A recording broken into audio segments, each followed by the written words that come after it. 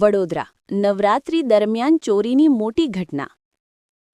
નવરાત્રીની ઉજવણી વચ્ચે શહેરમાં ચોરીનો બનાવ સામે આવ્યો છે। માહિતી મુજબ ગાજરાવાડી સુવેસ પમ્પિંગ પાસે ચુનારા પરિવાર સાથે આ ઘટના બની હતી।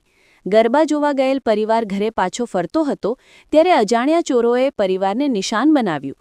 ચોરોએ 2 વર્ષની બાળકી પર તલવાર મૂકી પરિવારને ડરાવ્યા બાદ 3 લાખ રૂપિયા કેશ અને અંદાજે 10 તોલું સોનું લઈને ફરાર થઈ ગયા। આ બનાવથી વિસ્તારમાં દહેશત ફેલાઈ છે। પોલીસને જાણ કરવામાં આવી છે અને ચોરોની શોધખોળ શરૂ કરવામાં આવી છે। ગાજરાવાડી સુરેશ પંપી સિયારામનગર અમે ગરબા જોવા ગયા હતા ગરબા ગ્રાઉન્ડ પર।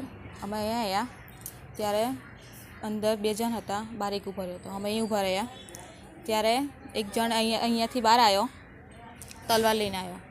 મારી છોકરી પર ગળા પર તલવાર મૂકી એને કે પાછળ જા નગર તલવાર ફરાઈ નાખીશ કહીશ। તો અમે બાઇક લઈને ગાડી પરથી અમે નીચે બી નથી ઉતરવા દીધા। આગળ ગયા તો તે ઊભો રહ્યો। અંદરથી 2 જણ બહાર નીકળ્યા। અંદર એના હાથમાં પૈસાઓ હતી, અમારે સોનું ચાંદી રકમ બધું જ એના હાથમાં હતું। લઈને તે આગળ બેસ્યો, પછી એ જતો રહ્યો, એની પાસે બેસી પછી એ લોકો જતા રહ્યા। એમાં અંદર આવ્યા તો જોયો તો અંદર બધું રોન ભવન તે જોડે લોક તોડી નાખ્યા છે, બધું રોન ભવન કરી નાખ્યું છે। અંદર એક રૂપિયા રહેવા દીધું। તમે રાતે કોને જાણ કરવામાં આવી છે? હા, મીડિયા પ્રેસ બધું જ જાણ થઈ ગઈ છે। રાતે કેસ બી થઈ ગયો છે। આપનું નામ? પ્રિયંકા નિકેત ચુનારા। આ ગાજરાવાડી વિસ્તાર છે, સુરેશ પમ્પિંગ સિયારામનગર। ગઈકાલે રાત્રે આ ઘટના ઘટી છે।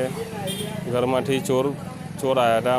અમે સાંજે ગરબા જોવા ગયા હતા। ગરબા જોઈને રિટર્ન ફરી ઘેર આવ્યા તો ચોર અંદર હતા અને ચોરી કરતા હતા। અને એક ઈસમ બહાર ઊભો હતો, એ શું કહે છે સિકલેગર હતો, એ વોચ કરતો હતો અહીંયા ઘરે। અને હું આવ્યો બાઇક લઈને તો એ બહાર નીકળીને ધમકી આપવા બેઠો કે બૂમ પાડીશ નહીં ને તો તલવાર ફરાઈ નાખીશ। મારા બેબી બેસાડી આગળ એના ગળામાં તલવાર મૂકી અને કહે છે બૂમ પાડી તો હું તલવાર ફરાઈ નાખીશ કે એમ કરતાં 2.5 વર્ષ। અને 2 ઈસમો બહાર નીકળીને પછી ગાડી પર ફરાર થઈ ગયા। અંદાજે કેટલાનું ચોરી? 3 લાખ રૂપિયા કેસ હતા અને બીજી સોનું અને ચાંદી હતું। આપનું નામ? અનિકેત ચુનારા।